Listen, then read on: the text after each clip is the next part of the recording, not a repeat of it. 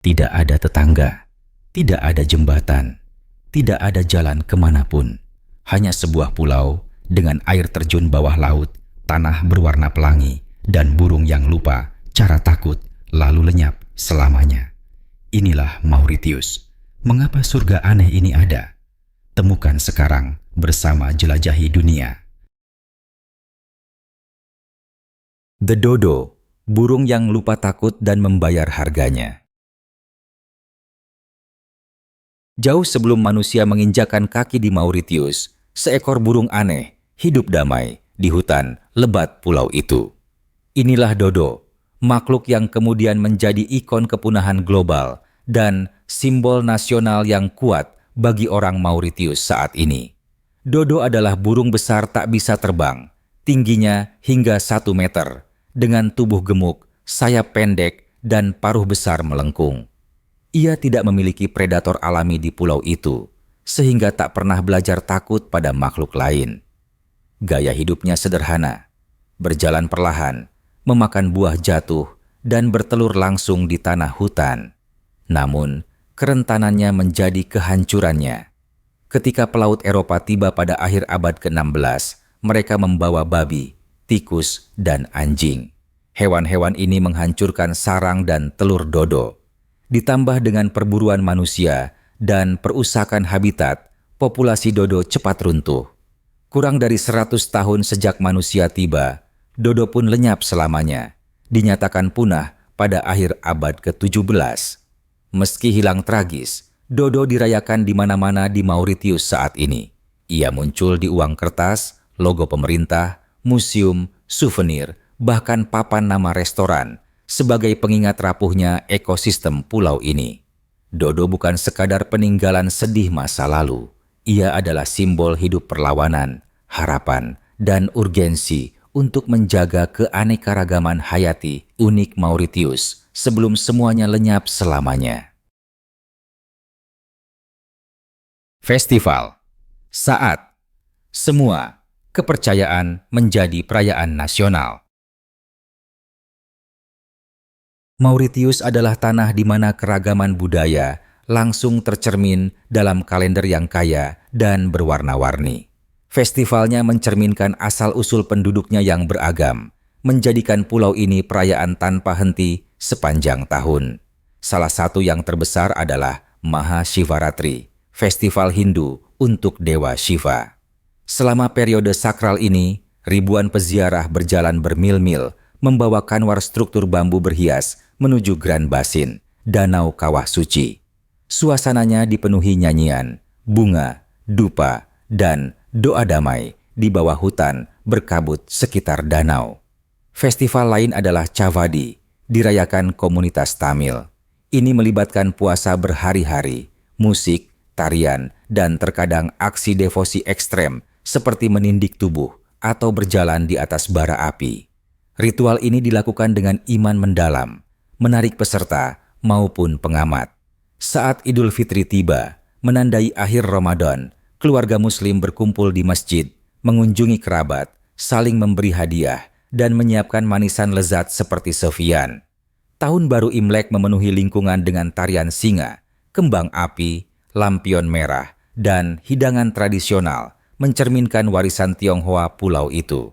Bahkan Natal, meski tidak semua beragama Kristen, menjadi alasan untuk menghias rumah dengan lampu dan menyantap makan malam keluarga meriah. Mungkin perayaan paling menyatukan adalah Holi, festival warna, saat semua komunitas bersatu dalam kegembiraan, melempar bubuk warna-warni, menari, dan bernyanyi di jalanan. Festival di Mauritius bukan penghalang antar agama, melainkan jembatan yang menyatukan semua dalam harmoni dan tawa. Gastronomi, pesta, saat India, bertemu Cina, bertemu Prancis. Jika ingin benar-benar memahami Mauritius, cicipilah makanannya. Gastronomi pulau ini mencerminkan sejarah multikulturalnya, memadukan rempah India, teknik Cina, bahan Afrika, saus Prancis, dan pengaruh Inggris dalam hidangan yang tak ditemukan di tempat lain. Salah satu jajanan jalanan paling digemari adalah dal puri, panekuk lentil tipis diisi kacang Arab kari, disajikan gulung dengan chutney tomat asam dan acar sayuran. Dimakan dengan tangan sambil berdiri di kios jalanan, harganya kurang dari $1, menjadi camilan harian penduduk lokal. Hidangan pokok lainnya adalah rugail, saus tomat beraroma kuat dimasak dengan bawang putih, bawang bombay, thyme, dan rempah, disiram di atas sosis, ayam, atau ikan. Setiap keluarga mengklaim resepnya yang terbaik. Biryani Mauritius terkenal, nasi aromatik bercampur daging berbumbu, seafood, atau sayuran, berakar pada Muslim India, dan disajikan saat pernikahan, pertemuan agama, dan makan siang minggu. Dari migran Cina, lahirlah bol renverse, mangkuk nasi terbalik, berlapis tumisan sayur, ayam, dan telur mata sapi setengah matang. Saat dibalik di piring, menjadi menara rasa yang menghangatkan. Pecinta seafood menyukai vindaye, ikan atau gurita diasinkan, biji mustard, kunyit, cuka dan cabai banyak, rasanya tajam berani. Untuk minuman, penduduk menikmati alauda manis, minuman mirip milkshake merah muda dengan biji selasih, atau rum lokal yang lebih kuat hasil distilasi tebu pulau. Makanan penutup sering mengandung kelapa, kapulaga, atau gula aren. Di luar rasa, makan di Mauritius adalah kebersamaan. Keluarga berkumpul, orang tua dilayani lebih dulu, dan menolak makanan dianggap tidak sopan. Di Mauritius, makan bukan hanya mengenyangkan, tapi ungkapan komunitas dan rasa hormat. Penduduk N bahasa, berbicara 4 bahasa, itu biasa di sini. Keindahan sejati Mauritius bukan hanya lanskapnya, melainkan penduduknya. Pulau kecil ini adalah contoh kuat bagaimana komunitas beragam dapat hidup damai. Mayoritas penduduknya keturunan pekerja kontrak India abad ke-19 yang didatangkan menggantikan budak Afrika setelah penghapusan perbudakan. Karena itu, Hindu menjadi agama dominan, terlihat pada kuil, festival, dan ritual harian seperti menyalakan lampu atau memakai bindi. Bersama mereka ada Muslim, dengan masjid dan kios halal yang memperkaya budaya lokal. Kristen, kebanyakan Katolik, beribadah di gereja berarsitektur Prancis. Orang Tionghoa Mauritius mempertahankan kuil dan tradisi Buddhis, terutama saat Imlek. Bahkan, kepercayaan suku kecil asal Madagaskar dan Afrika Timur masih bertahan di pedesaan. Meski berbeda, Mauritius menonjol karena harmoninya. Di satu jalan, bisa ada masjid, kuil Hindu, dan gereja Katolik berdampingan damai. Rasa hormat ini meluas pada bahasa.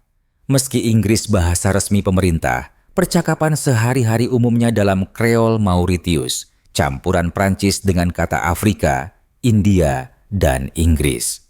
Prancis tetap kuat di media dan pendidikan, sedangkan keluarga berbicara Hindi, Urdu, Tamil, atau Kanton di rumah sesuai warisan mereka. Multibahasa ini tak dianggap sulit, melainkan alami. Sejak kecil, orang Mauritius berganti bahasa dengan mudah, mencerminkan identitas berlapis namun bersatu. Bagi mereka, keragaman bukan sesuatu yang ditoleransi, melainkan dirayakan sebagai dasar kebanggaan nasional. Kehidupan sehari-hari, hari yang lebih lambat, orang yang lebih baik, kebahagiaan yang lebih sederhana. Hidup di Mauritius bergerak dalam ritme yang hanya bisa diimpikan orang kota sibuk. Tidak ada terburu-buru, klakson tiada henti, atau kerumunan mendesak lampu merah. Pagi dimulai dengan aroma teh dan roti segar dari toko roti jalanan kecil. Anak-anak berjalan ke sekolah dengan seragam berwarna-warni, sering sendiri, karena tingkat kejahatan rendah dan lingkungan terasa aman. Sore hari, keluarga berkumpul di depan rumah, duduk di teras atau trotoar, berbagi camilan dan cerita. Lansia berjalan santai, menyapa tetangga dalam Kreol, Prancis, Hindi, atau Inggris. Transportasi umum andal dengan bus bersih menghubungkan kota secara efisien. Pendidikan adalah prioritas utama di sini. Mengikuti sistem Inggris, sekolah gratis dan wajib hingga tingkat menengah. Dan pada 2022, tingkat melek huruf dewasa mencapai hampir 92%. Banyak orang Mauritius, bahkan dari keluarga sederhana, berbicara 3 atau 4 bahasa secara alami. Ini bukan karena kaya, melainkan karena hidup di masyarakat multikultural, di mana belajar banyak bahasa bagian dari kehidupan. Meski pariwisata meningkat, penduduk Mauritius tetap rendah hati dan ramah. Penjaga toko bisa memberi diskon hanya karena senyum Anda. Sopir taksi akan menjadi pemandu lokal tanpa meminta bayaran tambahan. Seorang wanita yang belum pernah Anda temui mungkin mengundang Anda makan siang di rumahnya. Kebaikan di sini bukan strategi, melainkan naluri budaya, berakar pada generasi yang menghargai komunitas di atas kompetisi. Bagi pengunjung, semangat kesederhanaan dan ketulusan ini menjadi souvenir paling berkesan untuk dibawa pulang. Laboratorium Alam, tempat Darwin melihat evolusi berlangsung. Mauritius terkenal bukan hanya pantainya, tetapi juga diakui sebagai laboratorium alam hidup. Ilmuwan dunia, termasuk Charles Darwin saat pelayaran belahan selatan, terpikat pada keanekaragaman hayati unik pulau ini. Karena isolasi geografisnya, Mauritius menjadi rumah bagi flora fauna yang tak ditemukan di tempat lain. Hutannya melindungi pohon langka, beberapa hanya tersisa kurang dari 20. Faunanya termasuk kelelawar buah raksasa dengan bentang sayap lebih dari 1 meter, bunglon warna-warni yang berubah sesuai daun tropis, kumbang berkilau memantulkan cahaya seperti zamrud, dan burung terancam punah yang diselamatkan melalui konservasi intensif. Di jantung keanekaragaman ini ada Taman Nasional Black River Gorges, meliputi lebih dari 6.000 hektar tanah lindung. Taman ini adalah surga hijau dengan jalur pendakian menuju pemandangan panorama, air terjun, dan lembah sunyi bergema kicauan burung asli. Yang menjadikan Mauritius model global adalah kebijakan lingkungannya yang ketat, aturan mengatur penyelaman untuk melindungi terumbu karang, penangkapan ikan untuk menjaga kehidupan laut, pembangunan hotel agar tidak merusak habitat, dan program reboisasi dengan spesies asli. Upaya ini memastikan pariwisata menguntungkan ekonomi tanpa merusak alam. Di sini, pengunjung diingatkan bahwa alam bukan sekadar latar foto, melainkan sistem rapuh yang harus dihormati. Mauritius membuktikan bahwa kekaguman dan pelestarian alam bisa berjalan bersama, menjadikan pariwisata berkelanjutan bukan sekadar teori, tapi kenyataan. Sejarah dari pulau kosong menjadi mozaik budaya. Sejarah Mauritius sangat berbeda dari kebanyakan negara Afrika. Saat Eropa tiba, tidak ada penduduk asli, tidak ada suku lokal, tidak ada peradaban kuno, hanya hutan, hewan unik, dan dodo canggung. Pelaut Arab dan Melayu pertama kali melihat pulau ini pada abad pertengahan, tapi Portugis resmi tiba pada 1905, mencatatnya, lalu pergi. Hampir seabad kemudian, Belanda mencoba kolonisasi, menamainya Mauritius sesuai Pangeran Maurice dari Nassau. Namun, pemukiman mereka gagal karena siklon, kekeringan, dan budidaya tebu yang tak berhasil. Mereka pergi, meninggalkan pulau kosong kembali. Lalu datang Prancis, mendirikan Mauritius sebagai koloni tebu sukses, mengimpor ribuan budak Afrika untuk bekerja di perkebunan. Ini berlanjut hingga awal abad ke-19, ketika Inggris merebut kontrol dan secara resmi menghapus perbudakan pada 1835. Namun, kebebasan tak langsung dirasakan. Inggris mengganti budak dengan pekerja kontrak, mendatangkan puluhan ribu pekerja India di bawah kontrak keras.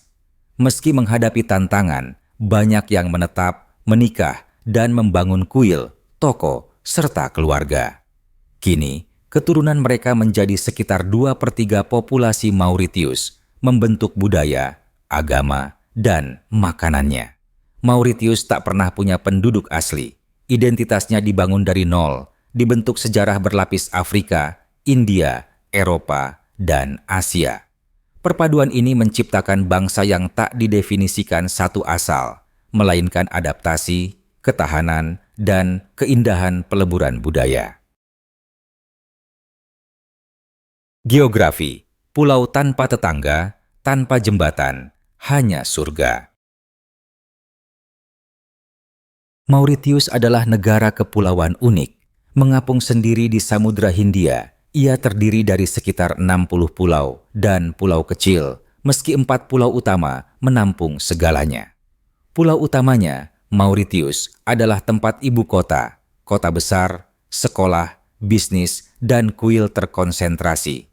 Secara geografis, luasnya sekitar 2.000 km², sedikit lebih besar dari kota Sao Paulo, Brasil. Tetapi alih-alih gedung dan jalan raya, ia menawarkan pantai berpasir putih, berhiaskan kelapa, hutan tropis lebat, dan gunung hijau dramatis menjulang seperti set film fantasi. Asal vulkaniknya menjelaskan lanskap ini.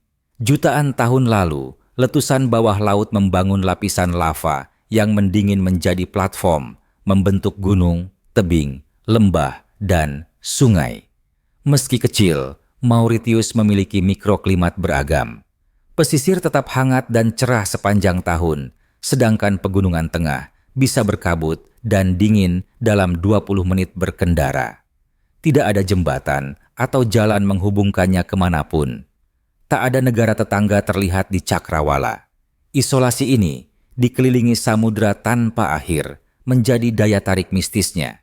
Rasanya seperti tempat yang terpisah dari dunia, surga yang hilang dalam waktu di mana alam, sejarah, dan budaya tetap terjaga bersama. Lanskap, pantai, gunung api, dan air terjun bawah laut. Mauritius memiliki lanskap begitu indah hingga tampak tak nyata. Pantainya berpasir putih lembut dan air biru kehijauan, dihiasi pohon palem. Terumbu karang mengelilingi pulau, membuat air tetap tenang dan jernih, sempurna untuk snorkeling. Salah satu pemandangan terkenalnya adalah Le Morne Brabant, gunung warisan dunia UNESCO, di samping pantai kesayangan peselancar layang dan angin.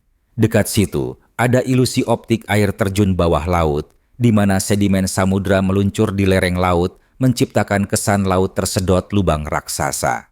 Lalu, Chamarel, rumah tanah 7 warna, area bukit pasir kecil dengan lapisan merah, ungu, biru, dan kuning alami dari endapan mineral vulkanik. Meski hujan, warnanya tetap terpisah, menciptakan lanskap pelangi surreal yang terlihat seperti editan, tapi 100% nyata.